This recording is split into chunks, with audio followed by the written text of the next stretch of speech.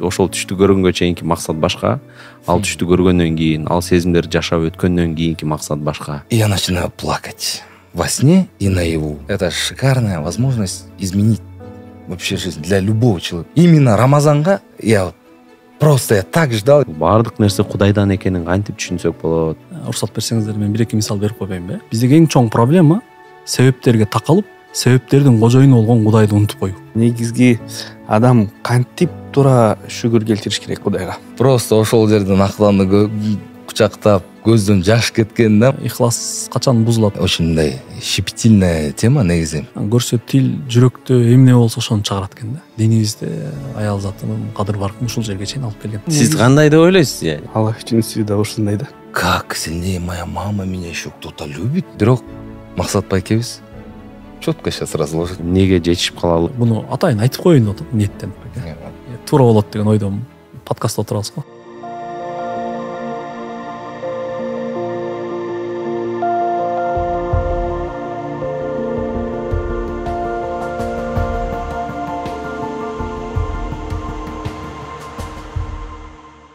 Ассаламу алейкум, кадырлуу көрүүчүлөр. Эфирде Заман подкасты. Буюрса, ушул Рамазан айы ичинде дагы сиздер үчүн эң бир сонун көрсөтүүлөрүбүздү тартуулайбыз.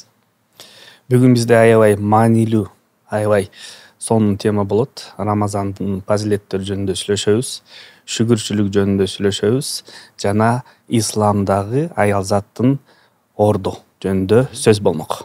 Ушунун тегерегинде албетте кызыктуу маек болот. Жана ошондой эле атайын ушул маегибизди куруу ниетинде мыкты мырзаларыбызды студиябызга чакырып алып турабыз. Коомдук ишмер Максат Таласпаев мырза жана ошондой эле медиа футбол лигасынын негиздөөчүсү Максат Садырбеков. Эки мыкты максаттарыбызды чакырып алып турабыз. Буга чейин Максат ажекебиз келип кеткен. 3 сон трио болуп калмак экен да негизи. Андыктан биз учурдан пайдаланып ушул көрсөтүүбүздүн башкы өнөктөшү Толор брендине чоң бир ыраазычылыгыбызды билдиребиз. Толор бренди жакында эле Кыргызстанда ушул ачылып, өздөрү кыргыз улуттук баалуулуктарды, маданиятыбызды ушул мода стиль иретинде элдерге тартууланга аракет кылып атат. Мына мен бүгүн өзүм ушул Толор брендинин кийимин кийип отурам. Мен сапаты аябай жакшы экен, көз тийбесин. Жана ошондой эле биздин жалпы өнөктөштөрүбүзгө биз ыраазычылыгыбызды билдиребиз жана эфирибизди баштайбыз. Эң биринчи сурообуз ошол Максат байкеге берсек. Максат байке, сиз үчүн Рамазан эмне? Бисмилла. Рамазан дегенде акылга эң биринчи эки сөз келет. Берекелүү Рамазан айы, анан ыйык деген эки сөз келет. Анан акыркы маал бул сөздөрдүн тегерегинде көп ой жүгүрттүм. Эмне үчүн берекелүү, анан эмне үчүн ыйык? Балким мен муну изилдеп нары бери карай элегиммен алдым. Балким мен мынтип ойлонуп жүргөм да. Рамазан айы киргенде жапырт элдин баары ораза кармайт. Рамазан айы киргенде колунда барлардын баары зекеттин бере баштайт. Ооз ачарларын бере баштайт. Ошого ыйыкко деп ойлоп алып турмун да. Көрсө сөз башка экен. Рамазан айы ыйык болуп, анан берекелүү болуп калганынын жападан жалгыз бирден бир себеби бул айда Куран түшүрүлгөн ай болгондугу үчүн. Мисалы Кадыр түн тууралуу да кошуп кетсек болот. Биз Кадыр түн дегенде 1000 айдан артык түн деген сөздү алып калганбыз.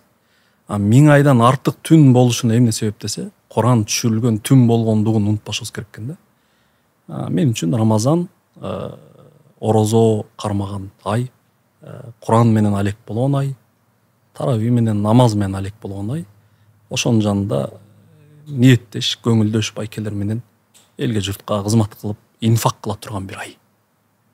Кысканыбызга айтканда. Эң сонун буйруса, эми ушул сөз Рамазандан башталды. Буйруса эфирибиздин алкагында дагы кененирээк бул теманы козгоонго аракет кылабыз. Анан элдерибизден бир пикир пайда болушу мүмкүн. Буга чейин Максат биздин подкастыбызга келип кеткен Нурлан Ас менен биргеликте. Анан биз Максаттын жашоосун бир өзгөрткөн, бир абал болгон, учур болгон, бул маанилүү бир түш болгон. Ага ошол түштү көргөнгө чейинки максат башка. Ал түштү көргөндөн кийин, ал сезимдерди жашап өткөндөн кийинки максат башка. Ошондон муну айтпай калыптырбыз өткөн эфирибизде. Ошон үчүн келдик.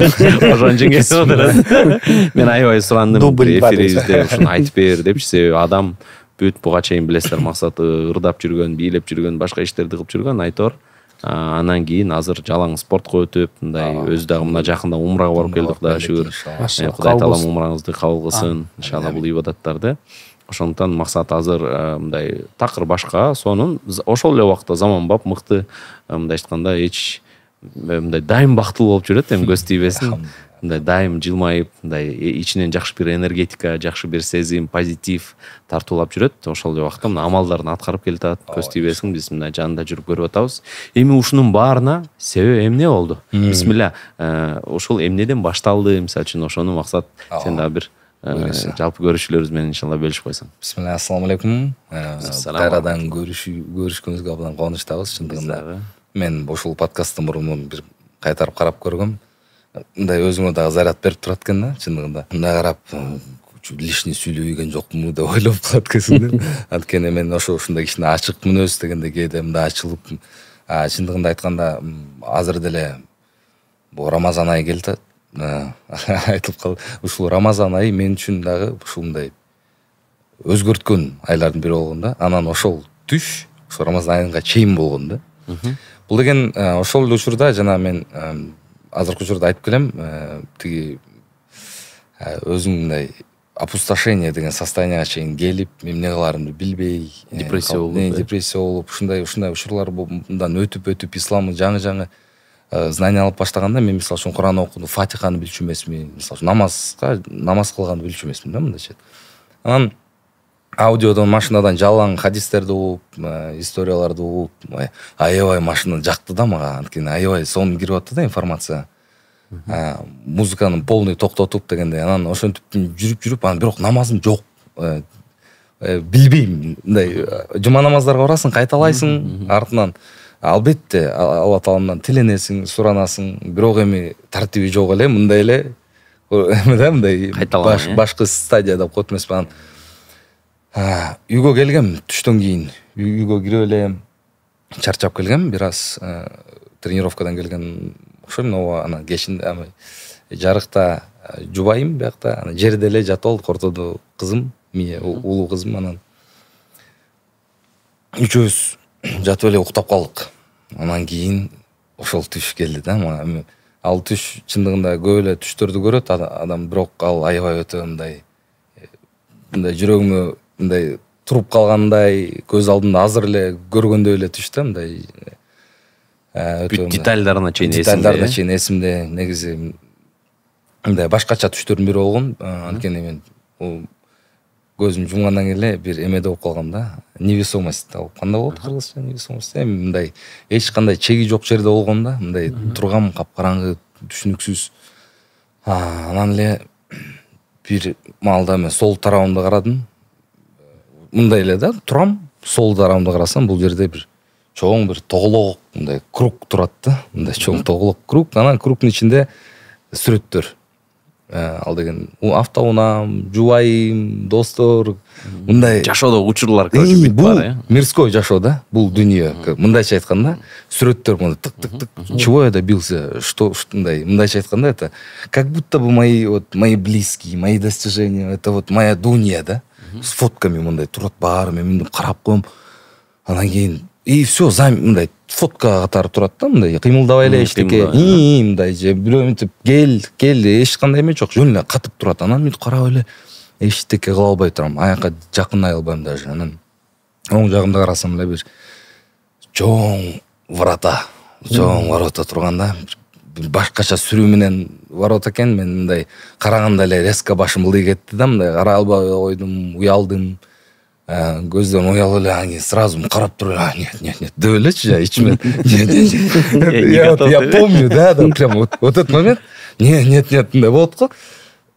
Болду депчи. Мындай бейиштин дарбазасы деп түшүнүп келген бе? Жок, антип деле айта албайм. Мен билбейм, анткени Просто ар жака эшик экен да. Эшик кылып бир мындай элестетсеңиз, мындай невесомость эч кандай эмес. Чоң эшик деп айтып берген мурдачы. Анан бул жерде мондай эле бир врата турат да. Неизвестность, да, какая-то? Да, вообще неизвестно, что там сзади, ничего не видно, просто врата стоят. Я даже лишний раз карагандан уялып эле, анан кийин я вот так начал по кругу ходить. И круг, то я понимаю, что я ничего не сделаю, этот круг просто стоит, и тут врата стоят. У меня выход только там этот, врата, да, мындайча айтканда, я не могу этот круг обратно как будто войти, не могу понять, что это такое, түшүмдө. И вот врата смотрю, и я начинаю плакать во сне и наяву. Это состояние, когда ты калтылдап ыйлайсың го, жана мындай башкача ыйлайсың да, мындай шолоктоп мындай. Нет, я же не готов, нет, мен даже намазым тургуза элекмин, мен эчтекеге даяр эмесмин. Жок деп, монду ыйлап, и ошол моменттен кийин резко проснулся. Такое пробуждение было. И я наяву тоже был в слезах, и жена тоже услышала, оказывается, то, что я чуть плачу, да? Уктап аткан жермен. Я что-то перепрыгнул сразу в дочку, дочка она в середине, и сразу жубайымдын койнуна кирип кеттим. Обнял ее так крепко. Потому что, мы тоже ищем защиту, да, и Всевышний, да, Аллах Таалам бизге ошол создал, да, женщин из ребра мужчины ради того, чтобы мы успокоились, ради успокоения, да. Я вот этот момент прям почувствовал, потому что когда я ее обнял, ушел в состояние, пиковое состояние, сердцебиение, тер, вот это вот, и плач, тер и плач, вот тоже. И вот это меня прям как сняло, и мен ошол эле жерден кайра уктап калдым. То есть я уснул обратно. Потом проснулся, вот коза. Уснул, проснулся, забыл, да?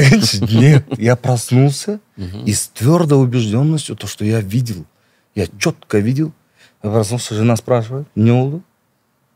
Вот, мондай oldu. Нет, я говорю, все, уже дальше болбойт. Конечно, нужно уже все ставить на мастеп. Ошол 3 күндүк даватка чыгып кеткем. Ошол күндөрдө. И, альхамдулилля, получил вот именно, да, вот я выучил намаздарымды, отуруп, правильное произношение, да, мындай жөн эле эмес да, мындай жүрөгүм менен ошол жерде, анан кийин келгенден кийин да Рамазан айы болуп кеткен да. Мен мындай Алла Таалам настолько вот как будто все мындай жүрөгүм ачылып ачкан, и Рамазан айына кирип кеткем да. Именно ушул Рамазан айында 1 жыл мурун чогуу биринчи күнү оозо ачпадык. Да, ачпадык. Этот Рамазан для меня просто, да, был, мындайча айтканда, это я бы жана сиз айтпадыңызбы, преимущество, я бы еще добавил, да, эме депчи, это шикарная возможность изменить вообще жизнь для любого человека, прям кардинально можно изменить привычки. Анткени биз барып билебиз, да, там научно доказано, 21 күндө там условно какие-то привычки можно изменить. Тут Аллах Таалам нам 30 дней священный праздник сделал, чтобы мы изменились, да, открыл врата рая, закрыл врата ада, всех внешних, да, шайтанов поднял, оковы киргизди. Тут борьба со своим нафсом, ее победить и изменить свою жизнь, это шикарная возможность для каждого человека. Я вот просто настаиваю, потому что именно Рамазанга я так ждал, я сегодня проснулся с радостью, бактылуу, вот. Неужели, почему мы не празднуем, да, Кыргызстанда, как Новый год? Новый год, там, анча-мунча, майрамдарга труба, весь город украшаем, там, вот это же есть прям бар, атмосфера праздника кылып, мындай, да. Рамазан, альхамдулилля, да, жерлерде жакшы эле майрам болот, но было бы классно, я даже вот Инстаграмга киргизип койдум, там прям праздник такой, да. И я тоже хотел, чтобы дома, то есть дети мои, уже все как бы постепенно уже поняли настоящий праздник наш, да, негизичи, ошол ушундай. Машалла, өтө таасирдүү бир түш экен. Ооба, ушундай. Вот таасир алып атабыз. Эми Кудайга шүгүр, ушул Рамазан айы жөндөн жөн. Мындай айтканда, ушул чындыгында мындай өтө бир күтө турган ай, себеби сахабаларыбыз дагы буга чейин ушул Рамазандан Рамазанга чейин сагыныч менен ошол ар бир адам дагы ушул Рамазан айын жашап калсам экен, ошол айды пайдаланып калсам экен деген үмүт менен, жакшы мындай бекем ыйманга карманган адамдар ошондой бир ойдо жашашкан. Албетте баарыбызга таасирдүү болсо экен, буюрса биз дагы ошондой бир пайдаланып калсак экен, ар бир амалдарыбызды Кудай Таалам кабыл кылып калса экен. Эми баардык нерсе Алла Тааламдан. Иншалла баардык нерсе Алла Тааламдан, муну биз жакшы түшүнүшүбүз керек, кабыл алышыбыз керек. Азыр Максат байкем дагы айтып берсе, ушул негизи бул Алла Тааламдан экенин кантип жалпак тил менен түшүнсөк болот. Бул баардык нерсе Кудайдан экенин кантип түшүнсөк болот. Ошону бир жеңил айтып берсеңиз. Жөнөкөй тилге салып. Жөнөкөй жалпак тилге. Мен кайра айткан бир мисалым бар. Да, түшүнгөнгө оңойраак болот да. Биринчи жаратуучубузду тааныганга аракет кылышыбыз керек. Андан экенин билиш үчүнчү. Аллах Тааланын жакындан андай зат экенин, эмнеге кадыр экенин таанып алгандан кийин Аллах Тааладан экенин түшүнүш да оңоюраак болот. Уруксат берсеңиздер мен 1-2 мисал берип койбоймунбу? Мен жакында бир 2 ай болду, уулду болдум. Анан баламды кармап отурам колумдачы. Кыргызда эмгеги деп коет го. Чоксу. Эмгеги кыймылдап атат да. Мындай карадым дагы бунда бир данышмандык бар дедим. Бул жөндөн жөн эмес. Анан Азирети ChatGPT'ге жаздым да. Эмне үчүн жаш бала эмгеги кыймылдайт деп. Десем ChatGPT жооп берип атат. Биринчи себеп төрөлгөндө эмне үчүн жумшак сөөк 3кө бөлүнөт экен баш, ортосу кемирчек экен. Төрөлгөндө сөөктөр бири-бирине жакындап, жаттындан чыгыш үчүн. Экинчиси болсо, башын бала жаш бала кармай албайт го. Ары бери удар болгондо, тиги кемир ортодогу жумшак кемирчек амортизациянын ролун ойнойт экен да. Мээге сокку өтпөш үчүн. Үчүнчүсү болсо, жаңы төрөлгөн наристенин денесинин органдардан эң бат чоңойгон мээ экен. Эгер сөөктөр биригип турса, мээнин өскөнү менен сөөктүн өскөнүнүн скорусу тең болбой, мээ башка батпай калуу коркунучу бар экен да. Ошондуктан бияга орто чемирчек экен. Мээ кенен өсүп алыш үчүн. Анан мен ChatGPT'ге кайра жазып атам да. Муну ошол эне курсагында баласын өзү ошентип жасаганбы депчи. Десем ChatGPT жазып атат, табият ошенткен деп. Анан мен кайра ChatGPT'ге жаздым. Табият ошенткен аң сезим барбы депчи. Десем ал кайра жазып атат, эволюция ошенткен депчи. Эволюцияда ошондой аң сезим барбы десем, бул миллион жылдар мурун болгон дейт. Миллион жыл мурун энелерибиз балдардын сөөгү башы бириктирип эле төрөгөнбү дедим да. Десем бул божомол дейт. Ушул жерде эмне көрүнөт? Аллах Тааланын Хакими Азали деген сыпаты.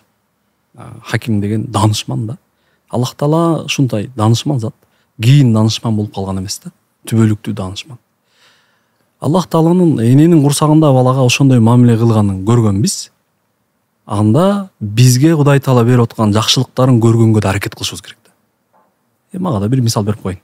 Оңойраак болсун, Мен дайым байкелерге айтам. Барып базардан 1 килограмм алма сатып алсаң, килосу 100 сом. Биз 100 сом төлөгөндө багмандын, анан тиги ортомчунун, содагердин акысын төлөгөн болобуз. Ошол 100 сомдун ичинде эмне бар? Багманчынын кызматы, ортомчунун ташып келген акысы. Бирок ошо 100 сомдун ичинде 24 саат берилген кислороддун акысы жок. Плюс 45ке чейин жылуу болгон күндүн акысы жок. Шамал жүрүп чаңдаткан, ары учуп чаңдаткан, ары менен шамалдын акысы жок. Багмандын акысы бар 100 сомдун ичинде сууну кууп келгендигин, бирок суунун өзүнүн акысы жок. Жердеги витаминдердин акысы жок. Биз 100 сом менен багманды ортомчуну ыраазы кылганыбыз менен тиги бекер болгон, санап өткөн нерселердин акысын төлөбөй өткөнбүз да. Эмне үчүн? Аны Кудайдан бекер келип атканын сезбей калгандыктан. Биздеги эң чоң проблема себептерге такалып, себептердин кожоюну болгон Кудайды унутуп коюу. Мисалы дагы бир мисал берсек болот. 2023 бир пресс, бир түк чөп 750 сом болгон. 2024-тө жаан жакшы жаады, 250 сомго түштү. Биз жаанды жадырган Аллах Тааланы ушул жерден унутуп коюп атпайлыкпы? Кудай Таала биздин чөнтөгүбүзгө 750 сомдук пресстин 450 сомун салып коюп атпайбы? Мындай расход эме кылгандачы. Анан буну эми ушунча сөз болуп калды, улап да койсок болот. Маселен, Аллах Таала, Кудай Таала жаратуучубуз эмне үчүн орозону фарз кылган? Эмне үчүн Рамазан айында орозо кармоо ыйман бар адамдар үчүн милдет? Кичине кошуп коеюн.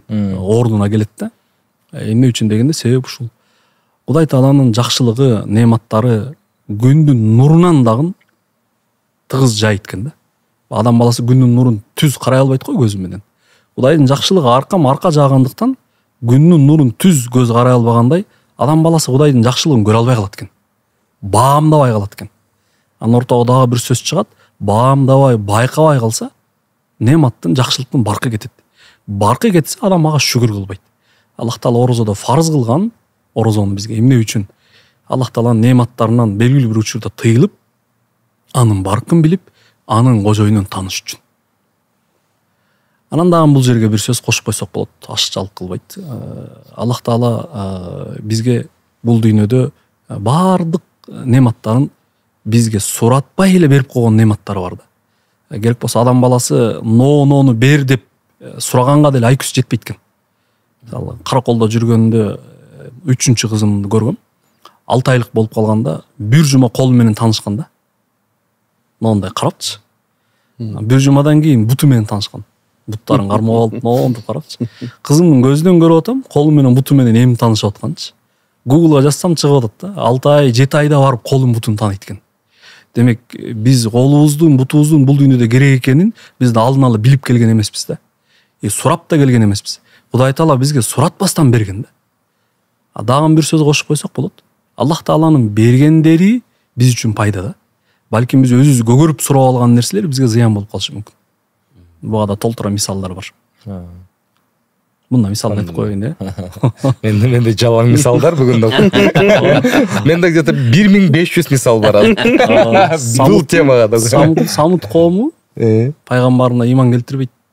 Анан мужиза сурайт. Не дейт? Бизге бир төө жаратсын дейт Кудай Таала. Биздин төөлөрдөн чоң болсун дейт. Кызыл болсун дейт. Анан могу жаарды, дуалды тешип чыксын дейт. Анан бооз болсун дейт. Сүтү бүт шаарга жете турган болсун дейт. Сурап алганы го бул. Кудай Таала тиги пайгамбарга ал мужизаны берет. Самут коому ал төөнү көрөт. Бирок бир проблема чыгат. Ал төө сууну кудуктан шимири ичет да.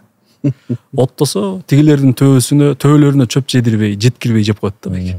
Анан кайра тиги коом өзү сурап алган төөгө өзү нааразы болуп өлтүрөт. Кудайдын балесине калат. Демек, Аллах Таала бизге суратпай берген нерселер бизге жакшылык. Балким биз сурап атканда да бир нерсени унутпашыбыз керек экен. Нени? Аллахым мага пайда болсо бер, зыян болсо бербе депчи. Ушуну бербесең болбойт десең, берет, башыбызга балай болушу да мүмкүн экен да. Аябай сонун мисал болду. Ошондо шүгүр жөнүндө сүйлөп баштадык эле. Анан негизги адам кантип туура шүгүр келтириш керек Кудайга? Эмне менен? Кандай ыкмалар менен? Шүгүрдүн жалпылап алганда китептерде 4 эреже бар. Деталдаштырсаңыз 19-20га чыгат. Жалпысы 4төө. Биринчи эрежеси буга чейин мындан кийин келе турган жакшылыкты Аллах Тааладан деп билүү. Тетрисинде айтып коеюн. Мусанын доорунда Карун деген бирөө болгон. Фараон өлгөндөн кийин Мусага келип иман келтирет. Убак саат өтөт, байып кетет, бутуна туруп кетет бизче айтканда. Муса жанындагыларга жөнөтөт, Карунга бар. Аллах Таала берген мүлкүн Кудай Таала жолунда сарптасын дейт. Мусанын жанындагылар бар айтат тиги. Карун дейт, Аллах Таала сага рызык кылып берген мал мүлктөн Аллах жолунда жумша дейт. Десе Карун айтат, бул абалга акылым менен, анын эпчилдигим менен жеткем дейт. Кайдагы Кудайдан келген рызык сүйлөп атасыңар дейт. Аят митип бүтөт, Карун ушу сөзү менен капырлардан болду дейт. Демек, шүгүрдүн биринчи шарты буга чейин, мындан кийин келе турган бүтүн жакшылыктарды Аллах Тааладан деп билүү. Экинчиси, колуңдагы Кудайдан келген неаматтарга ыраазы болуу. Бизде кыргызда шүгүрдү мындай колдонот. Паланча шүгүр кыл десе, подсознательно токтоо дегендей угаттанчы. Болду дегендейчи. Динибизде андай нерсе жок өзү. Шүгүрдүн экинчи шарты колуңдагыга ыраазы болуп жетин, максат башканын колуна көз артпа. Шүгүрдүн эки шарты. Эгер адам Аллах Тааладан экенин билсе, биринчи, экинчиси колундагыга жетинсе, ал шүгүрдүн уже оригинальный вариантына түшкөн болот. Мен чала акылымда элдер ушу менен саналып атат. Кудай Тааладан келген неаматтарга ыраазы болбойт, ыраазы болбогондугу үчүн башканын колундагына көз артат. Ошол жерде чоң күнөөлөргө эшик ачылат. Баленин баары ошол жерде жатат. Шүгүрдүн үчүнчү шарты болсо, сага берилген неаматтарды, жакшылыктарды кайсы максатта берилсе, ошол максатта колдонуу. Максатынан тыш колдонуу бул шүгүрсүздүк. Бунда формулада максатынан тыш колдонуу бул шүгүрсүздүк. Негизи исраф деген сөздүн максат бир мааниси да ушул. Максатынан тыш колдонгон исраф дейилет. Аллах Таала бизге көздү берди, кулакты берди, тилди берди, акылды берди. адам кылып жаратты, дагы башка толтура жакшылыктары бар да. Ошону максаттан тыш колдонсоң шүгүрсүздүк кылган болосуң. Эгер бирөөгө байлык берсе, бирөөгө бийлик берсе, бирөөгө макам берсе, аны максаттан тыш колдонсо, ал да шүгүрсүздүк кылган болот. Шүгүрдүн 3-чү шарты колуңдагы бар нематтарды өз максатынан сыртка колдонбоо. 4-чүсү дагы ошол нематтардын чын ээси болгон Аллах Таала хамд айтуу, альхамдулиллах деш. Ушул шүгүрдүн формуласы. Бунун тетрисинде сөзүп коелук. Эгер бунун тетриси болсо, Кудайдан келген жакшылыктарды адам өзүнөн билет. Өзүнөн биле турган болсо, өзү тапкан нерселерге өзү нааразы болуп, башканын колундагылар көз артат. Башканын колундагылар көз арткан адам кызганычка, көрө албоочулукка, душмандыкка кирет. Бул состоянияга түшкөн адам эрксиздик абалына келет дагы, ага келген жакшылыктарды максатынан тыш колдоно баштайт. Бул адам эч качан Кудай Таалага шүгүр айтуу, хамд айтуу деген жерге жетпейт. Бизде мындай дагы салтта, мындай бутта сүйлөшкөндө мындай сөздөр бар. Максат байке, ассаламу алейкум. Ва алейкум ассалам. Абалыңыз кандай? Алхамдулилlah. Деп туура айтып атат да. Мындай да сөз бар да. Кудайга шүгүр эми дегенчи. Эми деген сөз 50-50 деген сөз да. Шүгүр десем да болот, дебесем да болот деп. Кудайга шүгүр эми. Десем да болот, дебесем болбойт. Ама Аллах Таала бизден мутлак шүгүр талап кылат. Муну да бекем, муну да ачыктап коелу байке. Мисалы, машинаны айтсам да түшүнүктүү болот го дейм, Машинанын комплектациялары бар да. AMG деген, ал деген, бул деген комплектациялар. Ал комплектациялардан максат машинада бир комфорт создавать этиш. Ал ошол комплектация бир комфорт бериш керек. Аллах Таала да адам баласын бир комплектация менен жараткан. Жер бетинде эч бир жандыкка ал комплектацияны бербеген. Ал комплектациядан максат эмне десе, Аллах Тааладан келген жакшылыктарды даамдап, ага шүгүр айтуу. Эгер инсан бул туруш тулпаты менен Кудайын таанып, андан келген нематтарды даамдап, сезип, ага шүгүр айта албай атса, анда максаттан тыш жашап атат деген сөз. Алхамдулилlah. Иншалла. Жаңы эле мени эстеп кеттим, жаңы эле бир мисалды.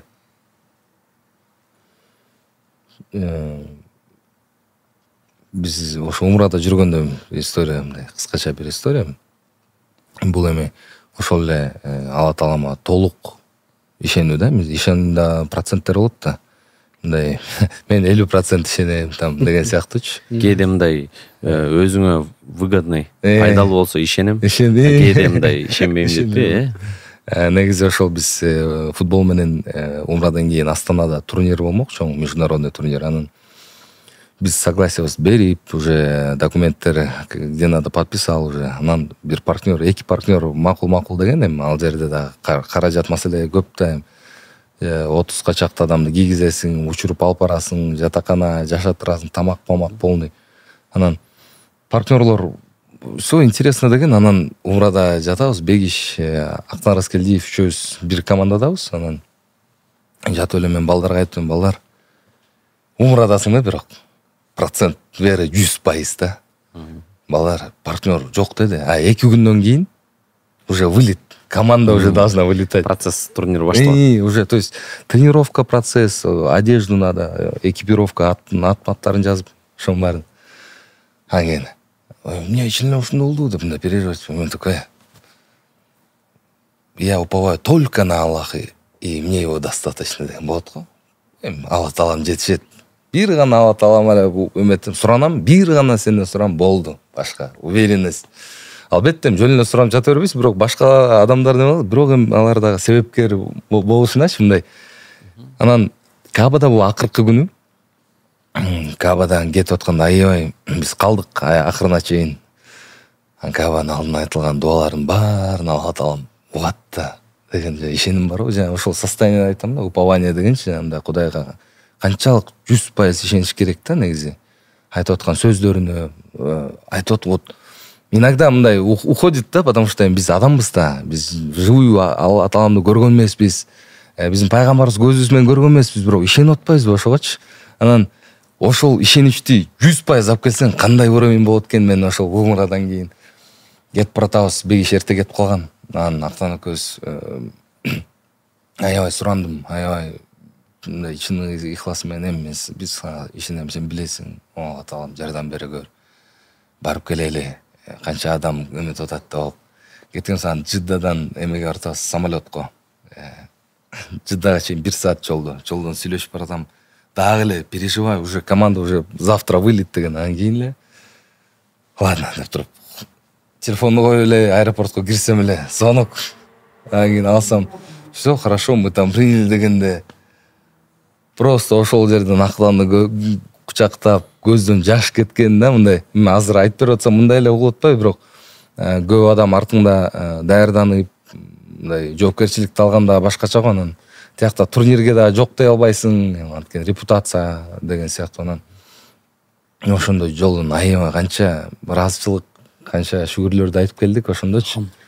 Алхамдулилля, анан ошондо Кудай таламдын эмеси экен да, ему достаточно сказать, будь и оно будет да. Мындай күтпөгөн жерден, билбеген жерден эле Алла таалам, сиз айтпайсызбы, милости Всевышнего не сосчитать дейт го. Мындайча айтсак, санап баштасак деле түбүнө жетпейбиз да, канчалык бизди Алла таалам жакшы көрөт. Канчалык бизге жолдорду жеңилдетип берген. Ошондой ойлор ошол учурда өтө бир башкача уровеньде болгом да. Туруп алып кечке очередьте турабыз, жапжакын адамдар, мен акты ийилип атам, муну отуруп алып, ушундай кылат белең депчи, мындай настолько неожиданный поворот болуп кетти да, ошол учурда мен жашоомдо. Алхамдулилля, Кудайым буйруса, дагы билим керек, дагы биздин ойлонтпойм. Билимибиз кандай кичинекей депчи, мындай эчтеке жөнүндө. Же бирдемирсен алабыз жаңы билимчи, анан бир учурдан унутуп калат экенсиң да. Бир историяны айтып берейин десең, где-то какую-то часть забываешь, да? Либо бир важный жеринчи. Честно, у меня такое тоже было. Просто сон айтып берип баштап турган важный жерин. Маанилүү элементти унутуп. Бир какие-то ошон үчүн вот напоминание өтө керек турган нерсе. Албетте биздин эфирибизде мындай бири-бирибизге эскертүү. Ошол себеби эскертүү момундарга пайда алып келет дейт го. Иншалла пайгамбарыбыздын хадисинде. Албетте азыр ушул Рамазан айы, орозо. Ушул орозо кармап аткан учурда биз бир гана ушул суу, тамак аштан тыйылбастан Кудай таалам ушул жалпылай оюбуз менен, устаз, акылыбыз менен, дене мүчөлөрүбүз менен орозо кармаганга буйруйт экен да, негизи динибиз. Себеби элементарно көздүн орозосу арам иштерди карабоо, колдун орозосу бирөөгө зыян бербөө, тилдин орозосу жалган сүйлөбөө, бирөөлөргө акарат кылып, башка сөздөрдү неме кылбай. Бирок мен ойлойм, ушул категорияга мындай кол менен жазган жана комментарий, чаттардагы, смстерде кирет го деп. Эми колдорубуздун орозосу болуп атпайбы, ошол орозолорду сактап, бир ай бою, мына Максат жогоруда айткандай, өзүбүздү тартипке алып салып жүрсөк, биз кийинки мындай айтканда алдыбыздагы 1 жылга да ошонун энергетикасы жетсе керек. Ошонун күчүсү, түрткүсү. Мен кадимкидей сездим да, ошо былтыр орозодон таравихтерге барып, алхамдулилля, сонун зарядтан алып, көп привычкаларды өзгөртүп, жалаң билим алып, мындай Алла таалам да жана айткандай, кто приблизится ко мне на 5, я приближусь на локоть. Кто приблизится ко мне на локоть, на сажень, сделает шаг, я побегу к нему дегенде. Алхамдулилля, мындай ошонун баары сезилди да, мындай жашоодо сезилет го, мындай Алла таалам насколько мындай милость Всевышнего да. Анан ошол моментте убакыт өтүп, жакшы темпен келатып, анан кадимкидей эме экен да, иман, күрөш, кадимкидей мындай. И вот жана айткандай эле, окружение да, айлана чөйрө, кадимкидей жактан азырыктар болуп, жалгыз калып көп учурдачы. Жалгыз калып, анан жалаң эле интернеттен да билимдерди алып, ушундай болуп калат экен да, анан азыр Рамазан келип атканда ошол баягы 1 жыл болгон мурунку эмени сезип атпайм, сезимдердичи. Реально башкача сезимдер ойгонот экен да, мындай. Анткени Алла таалам ушул 12 айдын арасынан бирөөнү ыйык кылып, ошол бизге возможность экен да, чоң возможность измениться еще мындай. Ошон үчүн мен үчүн бул Рамазан айы чындыгында өтө таасир берген айлардын бири болду. Анан ушул жылда иншаллах мен ойлойм, дагы андан дагы көбүрөөк дагы таасирин берсе деп иншаллах Алладан тиленебиз. Өтө сонун. Негизи ихлас деген нерсе бар да. Искренность да, анан имандымда мындай кете көтөрүлөт, кеде түшөт деген түшүнүктөр бар. Анан негизи ошол ихластуу болуу, мындай ихласты сакташ үчүн максатта ким эмне кылышы керек? Себеби ихлас жүрөктөн чыгат. Ихлас ар бир ишибизде ихлас маанилүү. Ихлас дагы бир башкача экен да, чындыгында, аны дагы ар бир амалдын мындай айтканда даражасы ихласка жараша учуру мындай айтканда алмашып турат. Ушул ихласыбызды таза кармаш үчүн, бекем кармаш үчүн эмне кылыш керек? Ихлас деген эмне? Максат экен, бөлүшүңүз. Ошону айтып коебуз. Бул сөз тууралуу ихлас ээлери сүйлөсө даам болот. Бирок ошо китептеги сөздөрдөн сүйлөп коелу, айтып коеюн. Ихластын жанында эч ажырабаган бир сөз бар да, самимиет деген. Самимиеттин кыргызча мааниси чын жүрөктөн. Ихлас деген сөздүн кыргызча мааниси Кудай үчүн деген сөз. Анда мындай сөз чыгат ортого. Сенин ихластуу экениң кайдан билинет? Кылып аткан ишиңди чын жүрөктөн кылып жаткан болсоң. Кээде мындай болот да, денеси ушул жерде, жүрөгү бул жерде эмесчи. Кээде намазда болот го. Денең жай намаздын үстүндө, бирок жүрөгүң башка жерде. Оюң башка жерде. Жүрөгүң айырмачы. Учуп жүрөсүң, башка жерде. Жүрөгүң дала кеткен. Жумуштарды бүтүрүп жүрөсүң. Анда дагы идея берип коет го аталам. Кээде намаздан кечиресиз сөздү. Намаздан бир жолу ушундай болгон да, бир кичинекей эле укмуш жакшы идея береби? Машалла, таң калгам да. Сөз турса, жок, баштан Алла таалам суранып, анан намаздан кийин четко знаешь, что делать. Бир вопростор болсо, ошол намаз учурунда решениялар келип калат да оюңачы. Машалла, ошондой учурлар келип кечиресиз. Мен ихласымды буздуң дейсиз. Болду экен. Ошондой сөздөрдүн тегерегинде анан бир эреже бар да. Өтө керемет эреже болчу. Мисалы, намаз болсун, ата-энеңе жакшылык кылуу, элге журтка кызмат кылуу болсун. Ихластуу болуу үчүн ошол кылып аткан ишиң буйругу кимден экенин баштан кабыл алуу да.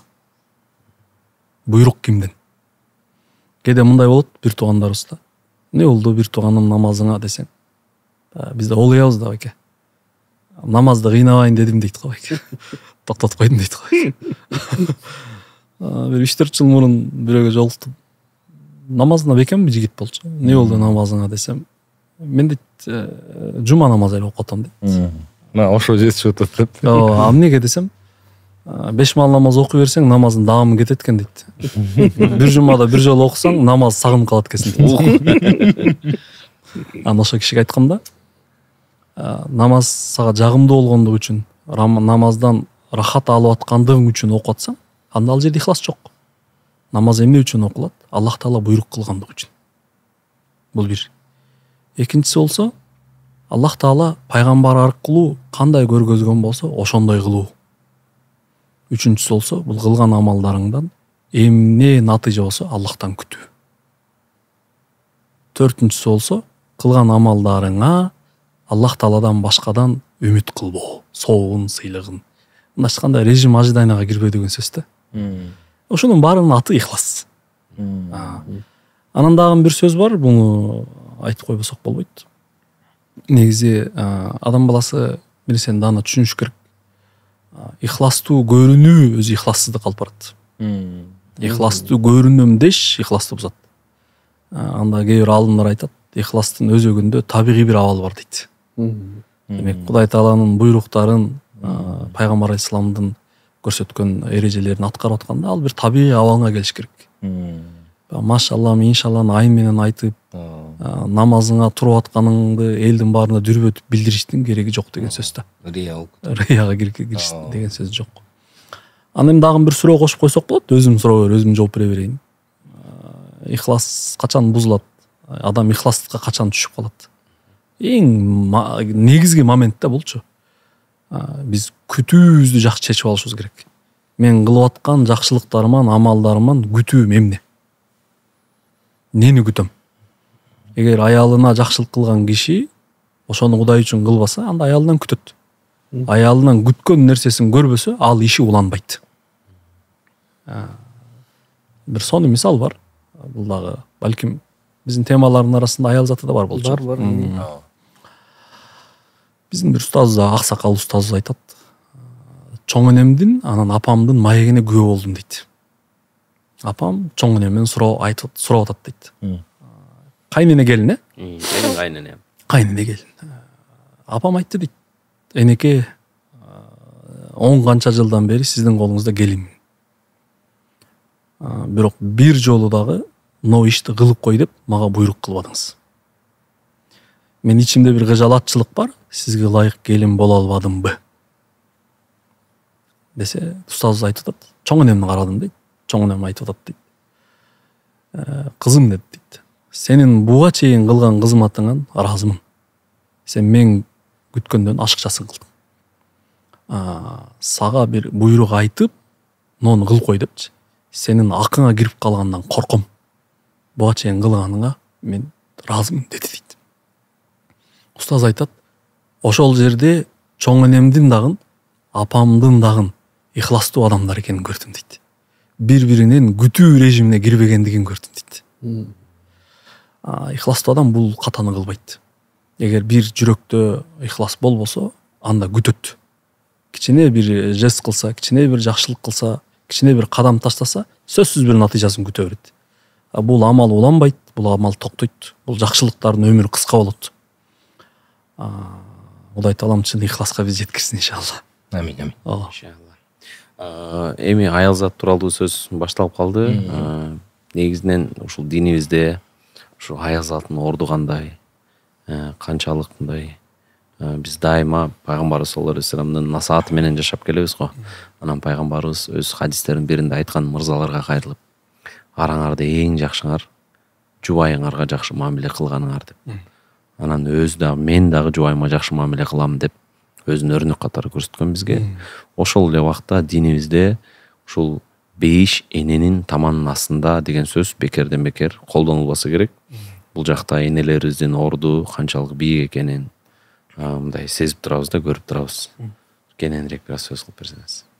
Аял заты Жакыныраак десеңиздер. Аял заты динибизде сиз өзүңүз айтып кеткендей, Нурсултан байке, орду аябай жогору да.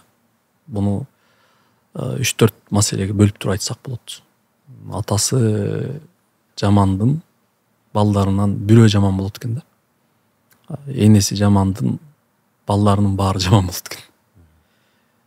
Энеси жакшы болсо баары жакшы болот деген сөз да. Бул бир жагы. Дагы бир жагы бар. Бизге эркектер отурабыз бул жерде. Аял заты Кудай Таала тарабынан бизге аманат кылып берилген. Эгер буга кичине темадан бул жагына да буруп койсок болот. Нике деген сөздү кошуп. Эркек никеге турмайынча толук кандуу эркек боло албайт. Адам боло албайт, туурараак айтайын. Никеге турмайынча дини толукталбайт. Дагы психологторунда бир сөз бар экен. 9 ай эненин курсагында жаткан 18ге чейин энесинин жылуу жумшак мээрим менен чоңойгон бир жигит кайра эле бир аял затына никеге туруп, анын боорукердигин даамын тартпаса, дүйнөдө эркек бактылуу боло албайт дейт. Демек аял затынын орду өтө чоң да. Анан биз мусулман катары, жаратуучубуз тааныган адам катары биз башкалардай ойлонбошубуз керек. Мисалы, кээ бир коомдо баалуулуктар бар, аял затын бир колдонмо инструмент катары көрөт. Кээ бир коомдор бар, аял заты эркекке кул болуш үчүн жаралган дегендей көз караштар бар. Кээ бир көз караштар бар, аял заты адамбы, же адам эмеспи, же инопланетанбы дегендер да бар. Мындай адамга кошо албагандар да бар да. Биз мусулман катары ал пикирлерден кутулушубуз керек. Ал пикирлерге такыр жолугушубуз керек. Анткени азыр Нурсултан байке баса белип айтып кетти. Пайгамбар алейхиссалам бейиш энелерин таман астында деп атат. Нике кыйып жүргөндө да көрүп жүрсөңүздөр керек. Аял затында исламда орду чоң. Нике кыйылып атканда биринчи аялдан суралат, анан эркектен суралат. Аял никеге ыраазычылык билдирген жообун айтпаса, нике жүрбөйт. пайгамбарыбыздын дагы жашоосунда көрүнөт, кыздардын колун сурап келгенде кыздарынын уруксатын сурагандыгын, ошол макул десе берем дегендиги да көрүлөт. Бүгүн кыздарыбызды, аялдарыбызды мындай менчиктеп, ээлеп кул катары көрүү бир мусулмандын касиеттерине, сыпаттарына кирбейт. Буга да бир сөз кошуп коелу. Аял эмес, бардык эле адам өзү губка окшош болот.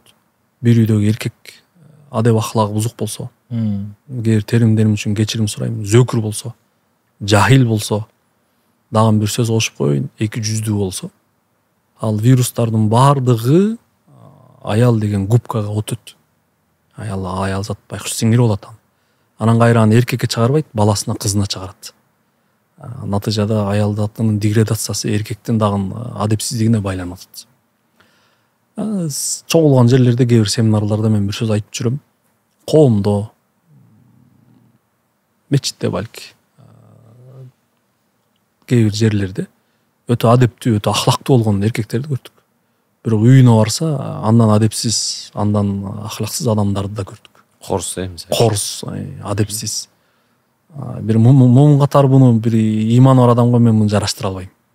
Сыртта кандай жылмайып сулуу жүрсө, үйүндө да ошондой болуш керек.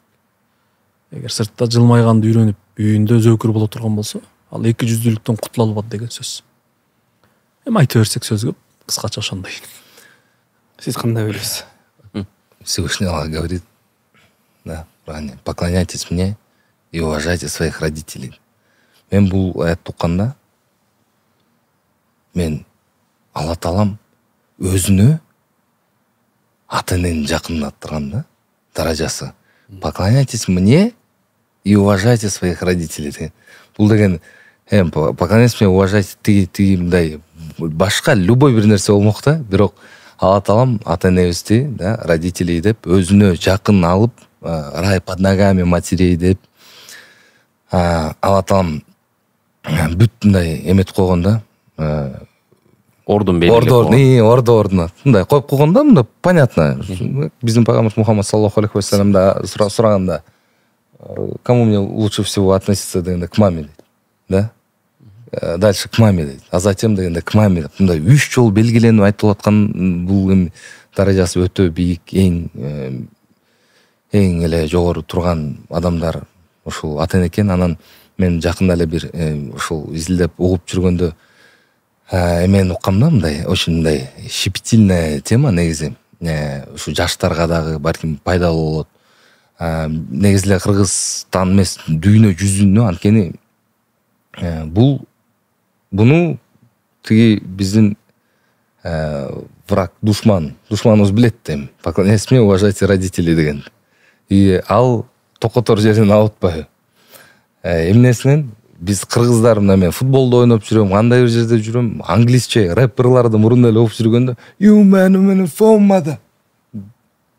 Кыргызча энең, орусча бүт мама, ата эне бар да, мындай байкасаңар, и ошол сөздөр ушунчалык жеңил угулуп калган кулакка. Маани берилбейт. Бирок эң ыйык адамды душманыбыз эң жеңил кылып койгон кулакка. Ал ошол айтылып аткан сөздү энени кошуп аткан үчүн кандай жаман жерге барабыз да. Мен Кудайыма шүгүр, алхамдулилля, мен Бишкекте мектепте окуп жүргөндө у нас эме деген бар болчу да, мама святое деген. Биздин уличный жанагы эмедечи, маму не трогай, мама святой деп мы ошол сөз үчүн могли что-то сделать, спрос там деген сыяктуучу. Ошондой болчу да биякта. Анча-мынча жерлерде, тем более айыл мындай эле сөз. Эненин мындай эле там уруп эметип эмес, бүт полный от и до да. Мен ошону анализ кылганда мен ушунчалык таң калгам да. Эмнеге биз айтып аткан сөзүбүзгө маани бербейбиз биринчиден. Анан эмнеге энени кошобуз? И на любом языке. Айтып атпайбы, статистика сейчас. Китай возьми, как там матерятся. Любую страну возьми, бүт жерде эне экен. Американский рэп исполнительный бүт бар, йоу, фу, деп атат мурунда эме. Анан кийин фу, motherfucker десе, бүт бар элечи, кайталайт да эми. Болбосо астаффирулла эмне деген сөздөр. Ошон үчүн сөздү, ооздуу сөздөрдү абайлап сүйлөш керек. Мен да мындай азыр ушул спорт чөйрөдө эмоция мындай зашкаливать этип аткан жерде жүрөсүң. Ошол өзүң сабырыңды кармап калыш, ошондой эле мамиле. Негизи ошол акыркы жылдары менин деле мамилем апама өзгөрдү. Апама, жубайыма, эжелериме, туугандарыма мен көп нерсени түшүнүп алдым да. Мындайча айтканда, мындай турбу, мындай. Айтып атпайм, оп-оңой эле формула бар да, азыркы 21-кылым да. Мисалы үчүнчү, любой эле суроолоруң, конкретный суроолоруң, эжеме кандай мамиле кылышым керек в исламе? Досума кандай мамиле кылышым керек в исламе? Мамама кандай мамиле? Бүт с далилями, с хадисами деп айтсаң, полный тук-тук-тук. И сен түшүнөсүң да, даражасы кандай бийик. Менин эжелерим, это милость от Всевышнего. То есть эже бул жөлөк болуш үчүн, сага ушундай жаныңда болуш үчүн деп Алла Таалам берип аткан адамдар экен да, бири-бирине. Алхамдулилlah ушундай учурларда чыныгы бааны билет экенсиң да, апаңдын баасына мындай эжелериң, жубайың деле азыр айтып калышат, бир өзгөрдүң го депчи, мисалы үчүн үйдөн деле үйдөгү анча-мынча жумуштарды, идиштерди жууп, сунну пророка Мухаммада делип, анан жубайыма келип айтып калам мен. Азыр алхамдулилlah мен ушул учурдун ичинде жубайым дагы жакшы түшүнүп келатат. Алла Таалам биздин дуаларыбызды угуп, хидаят берип аткандыр. Иншаллах. Анан биз дагы отуруп сүйлөшүп калганда айттым, довольствие мужа, довольствие Аллаха. Кандай оңой. На самом деле, женщина айтпай, там формула боюнча кыздарга в рай попасть очень легко. Да, четко слушайся, повинуйся мужу, да? Повинуйся мужу. Оберегай семейный очаг, да? Үйдү таза кармоо, финансовый маселени растечительство кылбай, күйөөңдүн эмелерин кармашың керек. Ата-эне болушуң керек албетте. Ибадаттар кылыш керек. Болду да. Намаз орозо. Ал фарсы. Намаз орозо. Өз хадисте мынтип келет да, эгерде аял заты 4 нерсеге бекем болсо, каалаган эшигинен бейишке кирсин дейт. 1 намазга бекем болсо дейт, 2 Рамазан айы келген учурда орозо кармаса дейт. 3 намысына бек болсо, жана 4 күйөөсүнүн ыраазычылыгын алса. Дейт да, аны детальдаштырсаң, конечно, үй бүлө, бала чака. Ооба. Алхамдулиллах да кирип кетет. Максат ака айтып аткан сөзгө бир сөз кошуп койсом болобу? Жарыктар деген китепте бир эме бар, абзац бар да. Лисан калбин тержуманы дегенчи. Кыргызча мааниси тил жүрөктүн котормочусу дейт. Көрсө тил жүрөктө эмне болсо ошону чыгарат экен да. Кээде адам акылы менен жашырганга аракет кылат экен кээ бир нерселерди билдирбегенгечи. Бирок жүрөгүндөгү тилге чыгып кетет да. Жана сиз жакшы мисал бердиңиз, энени кошуп сөгүнүү маселелеричи. Ошол маселелер адамдын баягы жүрөгүндөгү бузуклуктун тилге чыгып аткан неси, абалы. Анан кичине бул жерге дагы бир сөз кошуп койсом туура болчудай болуп турат. Шайтан өзү Аллах Таалага душман да, жаратуучусуна душман. Анан адамдарды дагы азгырганда жаратуучусуна душман кылганга аракет кылат. Бул бир жагы. Экинчи жагы, ошол жерден бир сон сөз бар. Аллах Таалага шайтан эмне үчүн душман болуп калды деген сөзгө да бир аз кирип койсок. Кудай Таала Адам атага сажда кылуу буйругун бергенде, периштелер буйрукту бергенди карат дейт. Буйрук берген ким эле? Аллах Таала. Шайтан болсо буйрук берилгенди карады дейт. Адам алейхи. Адамды карады. Анан айтты дейт, ал топурактан мен оттон деп. Шайтандап калган адамдар дагы ошо шайтандын ошол касиетин карманат экен. Маселен, бир маселелерге жолукса, дайым күнөөкөрдү сырттан издейт. Бир маселелерге жолукса, бир кыйынчылыктарга же маселелерге жолуп калса, өзүнүн кылып эткендеринин натыйжасы эмес, башкалардын ага душмандык кылган натыйжасы катары башкаларды айыптаганга өтүп баштайт. Бул абал шайтандык абал. Анан пайгамбарыбыздын дагы керемет бир сөзү бар. Берки аял затына таандык айтып коелу. Бизде жанагы кайра аял заты кыстырый берсе, жактырбай калган бир атмосфераларыбыз бар. Анан уул болсун, уул күлсүн деп эле атын коюп кете беришет кыздаргачы. Бул ошол жахила доорунан калган бир эме да, хаслет да, сыпат да. Негизи отуруу аял заты кыз төрөп аткан болсо сүйүнүшүбүз керек, бактылуу болушубуз керек. Биринчиден Кудай Тааланын сага каалап аткан тагдырына ыраазы экениңди билдиресиң. Экинчиден пайгамбар сүйүнчүлөгөн сүйүнчүгө жакын экениңди билинет.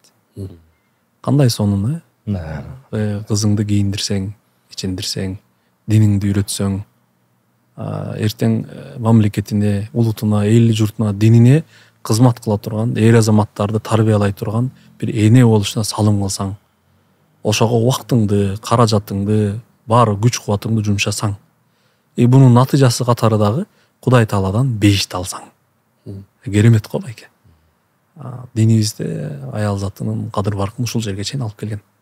Даже бир кызык сөз бар. Кыямат күнү аялың деп келет, балаң деп келет, башка бир туугандарың эч ким издеп карабайт дейт. Бирок кызың издейт дейт да. Кызым, атам кайда депчи. Анан сен ошол макшар майданында атам кайда деп, Аллахым атамды мээримиң алдап, атам кайда деп издеген кызың боло турган болсо, анда кыздуу болгондон бар кыздарыбызга ыраазы болушубуз керек. Жылуу жумшак мамиле кылышыбыз керек. Сүннөттө да сонун эреже бар. Үйгө кирип барсаң, эркек балдарың, кыздарың болсо, кимди биринчи кучактап өбүшүң керек? Кызыңды. Практиковать этип көрсөңүздөр, биринчи балаңды өбүп койсоң, кызың ошол күнү кечке сүйлөп коюшу мүмкүн. Тарынып. Андан кыздар тууралуу бир кызык нерсе бар да. Үйгө мен жокто эгер пицца келип калса же бир шириндик келип калса, алып койгон кыздарым да. Алып койгон кыздар. Балдарың болсо тосуп калат. Балдары сүннөттөп жеп коет го до конца. Калтырбаш керек деп. Калтырбайчы. Ана ошол негизи мындай сүйүү темага бир аз мындай кирип кеттик. Анан мындай түшүнүк бар да диндечи. Аллах үчүн сүйүү. Любовь ради Аллаха. Да. Ошону кантип түшүнсөк болот, Максат байке бир бөлүшсөңүз. Аллах үчүн сүйүү. Сиз кандай деп ойлойсуз? Бүгүн вопростардан бери Денис байкенин бир оюнда билип анан варианттарды калчы дейм. Ошол суроого эми өзүңүз эле жооп бере турсуңуз. Мен өзүм билгенден сурабайт элем да. Ошон үчүн Максат байкеден сурап атам. Ал киши Сиздин оюңузча кандай болуш керек? Ваше мнение просто. Бул мындай өтө аябай терең суроо да. Очень глубокий вопрос. Любить ради Аллаха. Любить ради Аллаха. Өзү Абу Хурайра радиаллаху анху риваят кылган. Ушул 7 түрдүү адам. 7 түрдүү адам дейт, ахиретте адам атадан баштап акыркы адамга чейин макшар майданында эл чогулган кезде ушул 7 түрдүү категориядагы адамдар дейт, алар Алла Тааланын аршынын көлөкөсүнүн астында болот дейт да. Как раз ошол жакта, ошол категориялардын биринде люди, которые полюбили друг друга ради Аллаха, и люди, которые попрощались друг с другом ради Аллаха деген ушундай категория бар. Кыскача айтса, ошол адилеттүү падыша бар, оң колу берген садака, сол колу көргөн адамдар бар, эмде скрытно давали садака деген. Анан жалгыз калган учурда Алла Таалага ибадат кылып, көзүнүн жашын ыхлас менен көз жашы төккөн адамдар ошол категорияда каралган. Жаштыгын мындай айтканда дин менен жашаган адамдар, жүрөгү мечитке байланган адамдар ошол категорияда кирген. Анан мындай өзүнө жаккан, мындай статусный, жагымдуу бир аял киши болсо, же болсо эркек киши болсо, кыскасы ошого мындай айтканда иттакулла, мен Кудайдан корком деп мындай зинага чакырса, аларга отказ берген адамдар. Айтор ошонун баары ошол тизмеде болчу дейм. Сиз айтып кетсеңиз, мен кыстырма. Бир мисал келтирейин. Мисалы үчүн көчөдө барып мындай басып туруп, бир тааныш сага бир алма бериптир да. Сен ошол алманы алдың, ойлонбой эле жедиң, жеп салдың. Эми ыргыттың, анан ошол эле мисалы үчүн алманы жөнөкөй досуң эмес, мисалы үчүн президент берген болсо, ошол алманычы сага, сен албетте ошол алманы сразу жебейсиң да. Неге? Досторго барып көрсөтөсүң да. Ошол алманы мага президент өзү берген депчи. Баардык досторун көрсөтүп, анан балким тиги пресс-конференция кыласың. Аукциондон сатып Инстаграмга чыгып, Инстаграмга дуалга скотч менен жармаштырып. Анан ошол алманы баардык досторуңа көрсөтүп, анан дагы жебейсиң, үйгө алып келесиң да. Анан үйгө алып келгенден кийин полкага коесуң да. Ал кургап калат да. Кургаганда деле сен аны жебей туруп лак менен эметип коесуң. Ал кургап бойдон тура берет да. Сен бул жашоодон өткөнгө чейинчи. Ошол Аллах үчүн сүйүү да ушундай да. Себеби аял заты да ал карыйт. Эмелер жоголот. Бирок сен ошол Аллахтан деген, Аллахтан деген президентти аманаты деп түшүнгөн болсоң, ошол кезде деле ошону мындай жакшы көрүп, себеби кимден келгени ошол нерсени түшүнүп, Аллах үчүн сүй деп ошондой. Бир гана жубайына эмес да, доско деле да. Достун дагы плюс минустары бар, бирок ал сенин досуң дегендер бар го жана. Хочешь деп. Ушундайбы, бул да менин досум дейсиң. Бул дагы Аллах үчүн сүйүү да. Машалла. Мен ошол Аллах үчүн сүйүнүм. Энди бир аз эме ошол дааватка чыккан биринчи жолу ошол мындай братский любовь деп коет го. Мындайчы. Жөндөн эле сүйүү да. Мындай Аллах үчүн сүйүү. Ушундай экен да, мындай тааныбаган эле адамдар менен турабыз, анан ушундай сонун маек болуп атат да. Мындай болот го, мындай по душам. И мындай дыхание захватывает, да, мындай, ай, Аллах нас так сильно любит, он любит 70 раз сильнее, чем твоя мама дегенде. Как сильнее моя мама меня еще кто-то любит деген. Ошондочу мындай состояние мындай болгондочу. Анан кийин мен, о, брат, Макс, я люблю тебя ради Аллаха, да отпою. Таныбан эле, жаңы эле таанышкан адамдар. Ондай үчөөбүз сүйлөштүк. Анан үчөөбүз кучакташып, ради Аллаха мындай кучакташасың мындай. Ох, и вот бул мындай сөз менен жеткизе албайт экенсиң да. Анткени любовь ради Аллаха это чындыгында сиз айткандай бул мындай это вот вечная любовьтой да, мындай башкача деңгээлде. Бирок Максатбай экебиз четко сейчас разложит. Это было вступление. Бир сөз болчу. Сөз сизде. Бир агайыбыздын сонун сөзү бар да. Сага жакшы мамиле кылганга сен жакшы мамиле кылсаң, ал сенин кереметиң эмес дейт, анын керемети дейт. Сага жаман мамиле кылганга сен жакшы мамиле кылсаң, ошол сенин кереметиң дейт. Сонун сөз. Жакшы. Ошондо мен эмне кылышым керек? Сизди айтып элекмин да. Анан сүйүктүүбүздөн саллаллаху алейхи ва саллям сонун сөз бар экен. Сага тууганчылык мамилесин жакшы кылганга туугандык мамилеңди улап жаткан болсоң, сен тууганчылыктын акысын бербей элесиң, ал берип атат дейт. Сенден тууганчылык мамилесин кескенге сен барып тууганчылык мамилеңди уласаң, анда сен тууганчылык акыңды берип аткан болосуң дейт. Дагы бир сөз. Жүрөктө чыныгы Аллах үчүн сүйүү болсо, бир туугандарыбыздын кылып эткен айып кемчилигине боор оору менен карайт экенбиз. Жүрөктө Аллах үчүн сүйүү болбосо, анда жек көрүп отурат дагы. Бир туугандарыбыздын айып кемчиликтери үчүн мамилени үзөт экенбиз. Ушуга дагы бир сөз. Улуулар айтат, караңгылык болгон жерде жарык, жарык болгон жерде караңгы болбогондой эле дейт. Жек көрүү турган жүрөктө сүйүү болбойт, сүйүү турган жерде жек көрүү болбойт дейт. Кеттик. Жүрөктө жек көрүү басымдуулук кылса, адамдарга жакшы мамилең жасалмалот дейт. Жүрөктө сүйүү басымдуулук кылса, адамдарга болгон катуу корс сүйлөөң ага боор ооруңан болот дейт. Аны жакшы көргөндүгүн, эми анын кылган ишин анын акыреттен зыян экенин, дүйнөсү зыян экенин көргөндүгүн үчүн. Эми прям Аллах Таала үчүн сүйүү деген сөз өзүнө келе турган болсок, буга чейин сөздөр негизи жетиштүү болду. Имам Газали рахмулла сонун сөз айтат. Бугзу филла, хуббу лилла, хукму лилла деген сөз бар да. Буну Устат Саид Нурсида айтат. Ошол кыргызчалаштырсаңыз ортого мындай чыгат. Жек көрсөң Кудай үчүн жек көр. жакшы көрсөң Кудай үчүн жакшы көр. Нафсиңе жагып турса дагы Кудайга жакпаган болсо баш тартууң жүрөктө сүйүү бар Кудайга.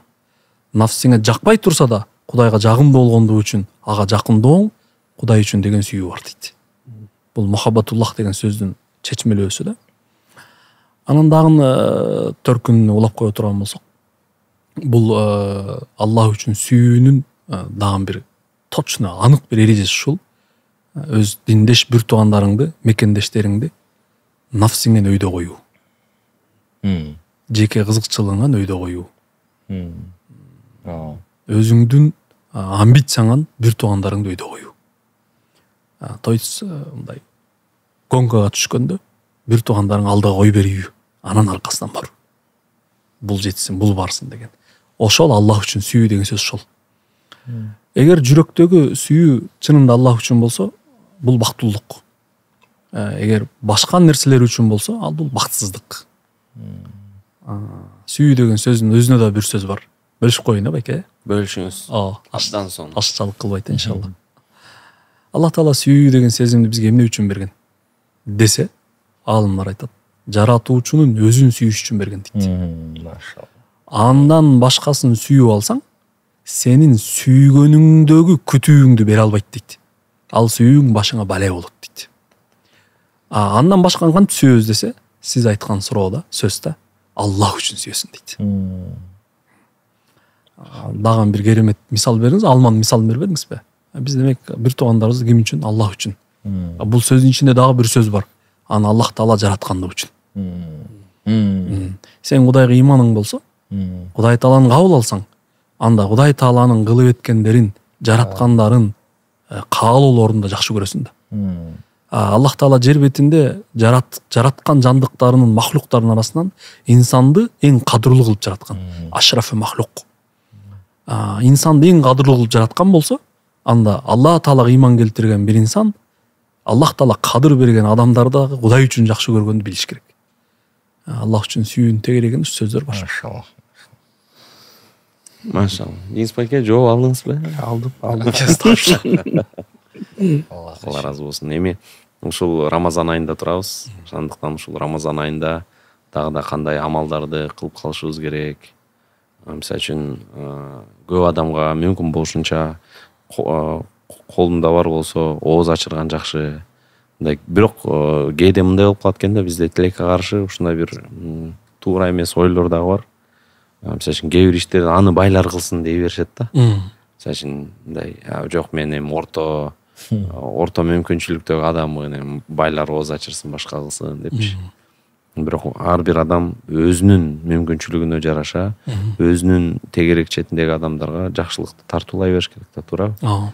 Анан себеби айтылат го, ким орозо кармаган адамга ооз ачырса, ал дейт күн бою канча сооп алса, анын сообу кемебестен ошол сооп да сага жазылат депчи. Ошондуктан буйруса көбүрөөк ооз ачырганга, көбүрөөк жакшылыкты тартуулаганга аракет кылалы. Ушул буга окшогон дагы кандай амалдарды аткарышыбыз керек? Ушул эмнеге жетишип калалы азыр мына Рамазан айы мындай бат өтүп кетет эми. Рамазан айы шуулдайт да. Шуулдайт. Бисмилла десең эле айтка даярданыш керек болот го. Эми орозо бир керемет ай. Ошо керемет ай. Мисалы орозонун бизге берген биринчи тарбиялык жагын бир аз козгойлук. Анан эмнелерди кылып калыш керек, анда бир аз айтканга аракет кылалык. Маселен, Рамазан айында орозо эң биринчи берген тарбиясы биздин нафсибизди тарбиялайт. Кантип тарбиялайт? Буга чейин бизге адал болгон нерселерди Аллах Таала Рамазан айы кирери менен тыйып коюп атат. Грубо говоря, орозодо адам жеп ичсе арам да. Жубайына жакындаса арам. Негизи аны никелеп алган. Балким тигин адал ырыскысын. Бирок орозодо жесе арам. Устаздар айтат. Рамазан айында нафс үчүн тарбияланат дейт. Адал болгон нерсени Аллах үчүн өзүн арам кылып тыйыла алган адам орозодон кийин чынында арам болгон нерседен оңой тыйылат дейт. Демек ойлонуп көрсө ошондой. Демек адалдан тыйыла турган эрки бар адам, чынында арам болгон нерседен тыйылышы дагы эмне болот? Оңоюраак болот. Бул бир жагы. Экинчи жагы эми азыр көрүп атабыз берекенин Кудай Тааланын жакшылыгы жаздагы жааган жамгыр сымал жаап атпайбы? Кудай токчулукта жашап атабыз, Кудайга шүгүр. Эми кээ бир кыйналган бир туугандарыбыз бар, андай эсепке катышыбыз керек. Рамазан айында орозо кармаган адам ачкачылыктын таамын тартат. Ачка калуу менен ачка калгандардын абалын түшүнгөнгө аракет кылат. Аракет кылбаса да түшүнөт. Себеп дегенде эч курсак ачпаган адам, ачкачылыктын не экенин даамдабаган адам азыр Чүйдө, Бишкекте, Кыргызстанда ачка калгандар бар экен десе ишенбеши мүмкүн. Себеп дегенде өзү дайым токко. Рамазандын дагы бир бизге берген тарбиясы бул өтө мындай тоготор жери да. Бир аз жалпак тилге сала айткан аракет кылайын, өтө маанилүү бирок. Аракет кылып көрүңүз. Айта беремин. Канчалык жалпак болду экен. Көрүңүз. Билесиздер баарыбыз, кимде текеберденүү кыпындай болсо бейишке кирбейт деген сөз бар да. Ошо улуулар айтат. Кимде 3 нерсе бириксе, текебердик ал жерден 100% чыгып кетет дейт. Биринчиси алсыз экенин кабыл алса, жаратуучусунун алдында. Экинчиси ага муктаж экенин кабыл алса. Үчүнчүсү мүлк ага таандык экендигин өзү кошо. Өзү чындыгында Кудайдын алдында кедей экенин кабыл алса, бул адамда текеберлик болбойт дейт. Эгер текеберлик кирип кете турган болсо, бул 3 нерсе чыгып кетет. Ал Кудайдын алдында өзүнүн алсыздыгын кабыл албайт, чынында алсыз. Ага муктаждыгын кабыл албайт, чынында жаратуучусуна муктаж. Кедейлигин кабыл албайт, чынында мүлктүн ээси Аллах Таала. Именно ошо Рамазан айына киргенде ачкачылык бизди тарбиялайт экен. Орозодогу ачкачылык бара-бара алсыздыгын мойнуна алдырат экен. Аллах Таалага муктаждыгын мойнуна алдырат экен. Мүлк анык экендигин мойнуна алдырат экен. Кантип? Мисалы, мен жеп аткан тамак, мен бешене терим менен тапкан ырыскым чындыгында меники эместигин Рамазанда түшүнөм да. Эгер мутлак 100% меники болсо, анда аны эч ким тыймак эмес.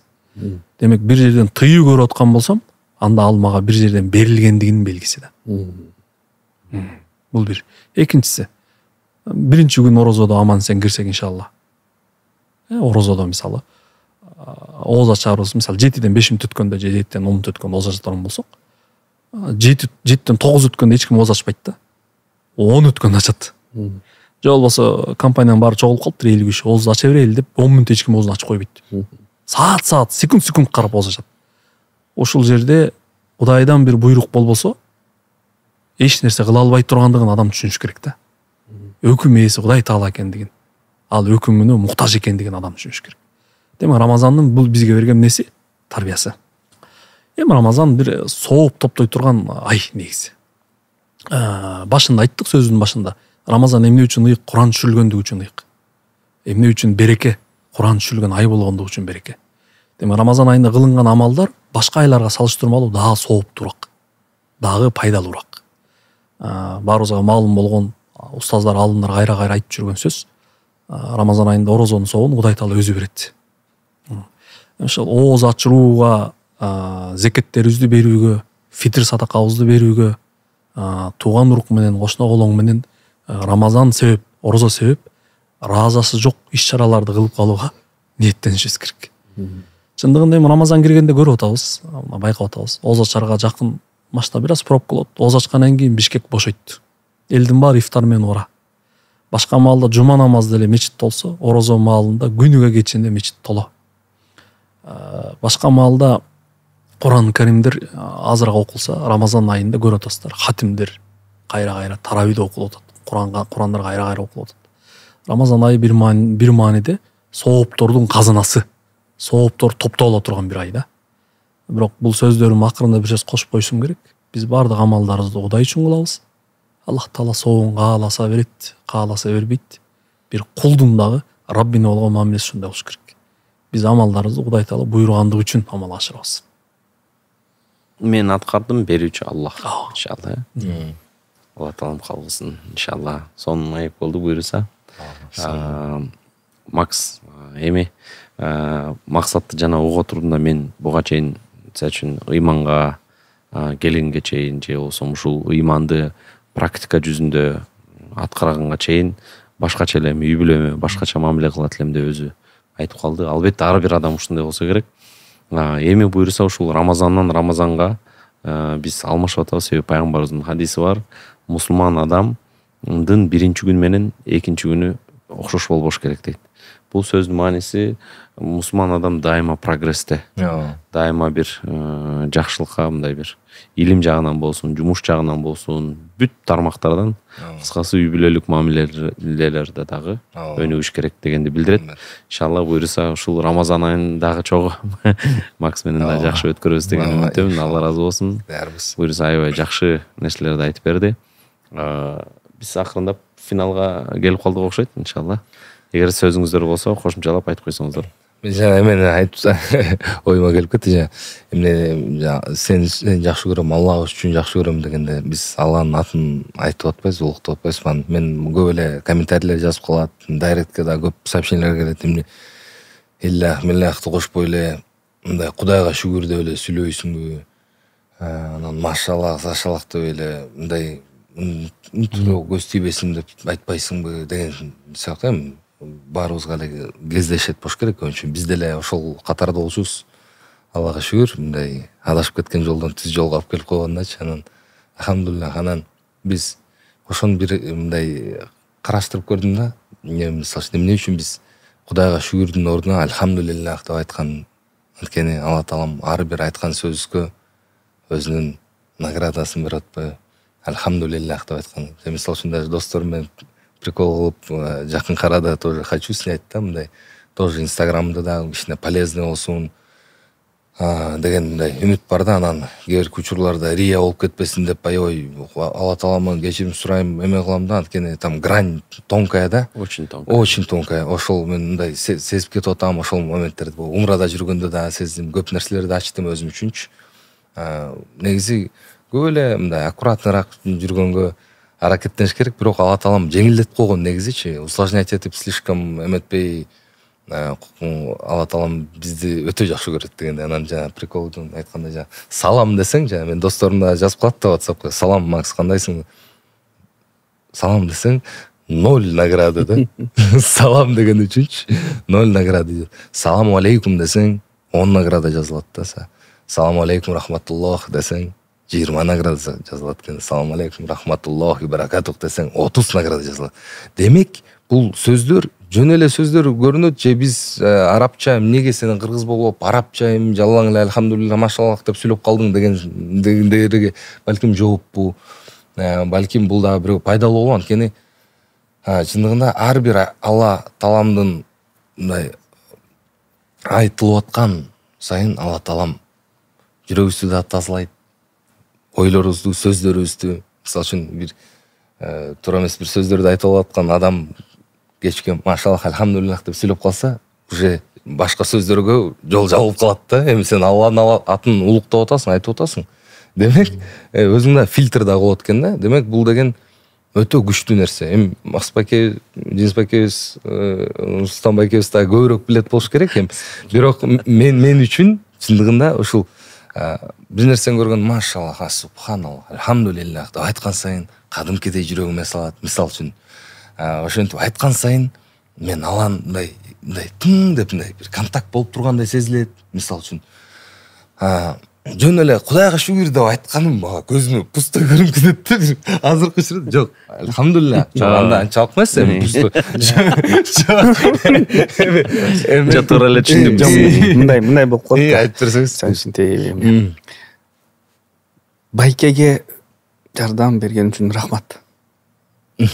Кайсыл байкеге? Азамат байкегеби? Же Нурбек байкегеби? Же Адилет байкегеби? Байкелер мин деген байкелер болушу мүмкүн да. Ошон үчүн алхамдулилlah деген сөз Аллах болгон Кудайга чоң рахмат деген сөз да. Мындай дагы да белгилеби?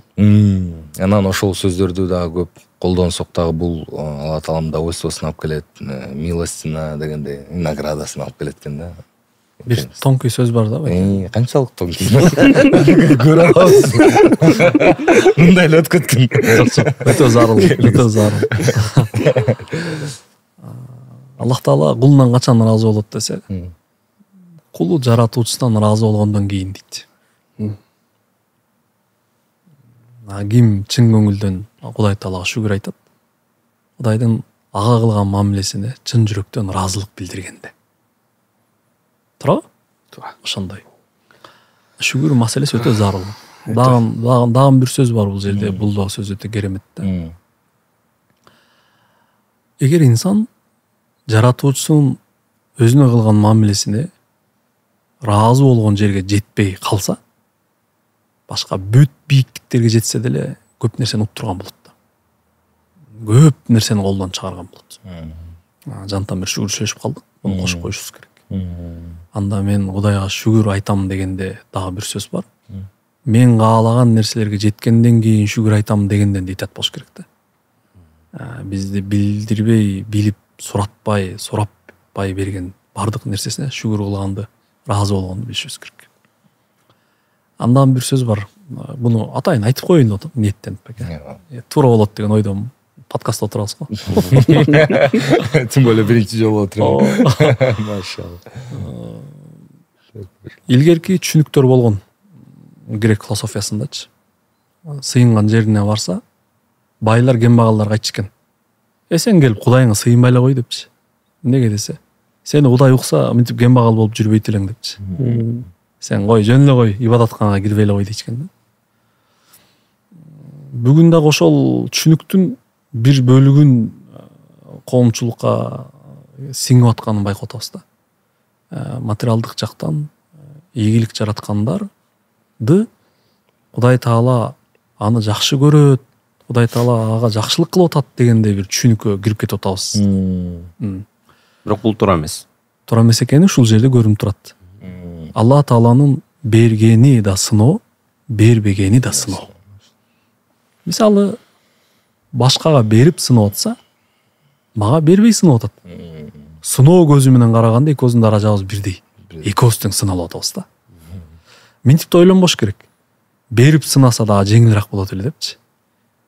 Мен бир прикол сөзүм бар. Айым гана сори дегенчи. Оор болуп калышым. Айым гана сори дегенчи. Берип сыналгандар, бербей сыналгандар каягы жеңил экенин биз ана биле албайбыз. Ошол жерден дагы бир сөз чыгат да. Сыналыш үчүн келгендигибизди баштан унутпашыбыз керек.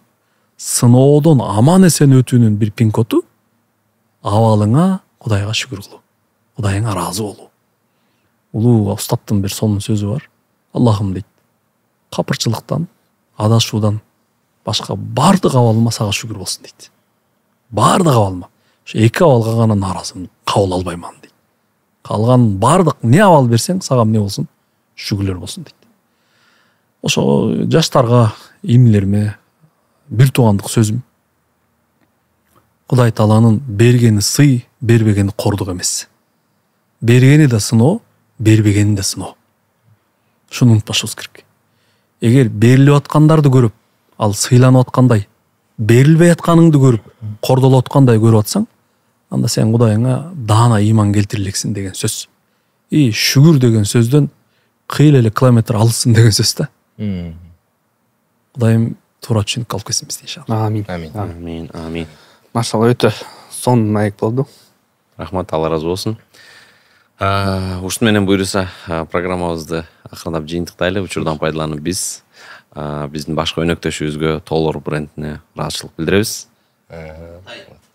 Кеткибиз да келбейт го. Бул жерден убакытта дагы бир саат отуруп койдум. Дагы бир сөз бар дейсизби? Эми Максат байкем өзү Толор брендин буга чейин ушундай өзү да кийип калганын көргөм. Иншалла өзү билет.